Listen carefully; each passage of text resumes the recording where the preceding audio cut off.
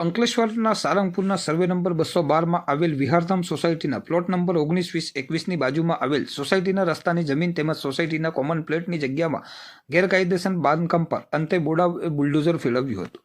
પ્રાપ્ત મળતી વિગતો મુજબ વર્ષ 2022માં અરજદાર અક્ષય પટેલ દ્વારા અંકલેશ્વરના સારંગપુરના સર્વે નંબર 212માં આવેલ વિહારધામ સોસાયટીના પ્લોટ નંબર 19-20-21ની બાજુમાં આવેલ સોસાયટીના રસ્તાની જમીન તેમજ સોસાયટીની કોમન પ્લોટની જગ્યામાં ગેરકાયદેસર બાંધકામ કરવામાં આવ્યું હોવાના પુરાવા સાથે અરજી કરવામાં આવી હતી. જે મામલે બોડા વિભાગે બંને પક્ષકારોને સાંભળવા માટે સુનાવણી સહિતની કાર્યવાહી હાથ ધરી હતી. જેમાં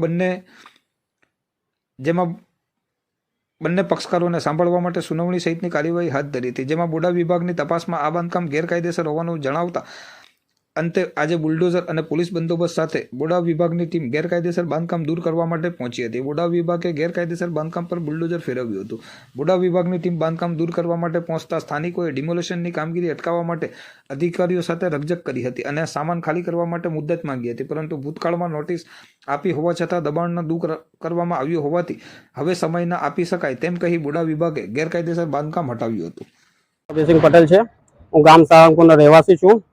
વિહારધામ સોસાયટી, મારો પ્લોટ નંબર 19-20-21, 19 પૈકી 1 નું આજે બાંધકામ બોડા દ્વારા બાંધકામ દૂર કરવામાં આવેલ છે.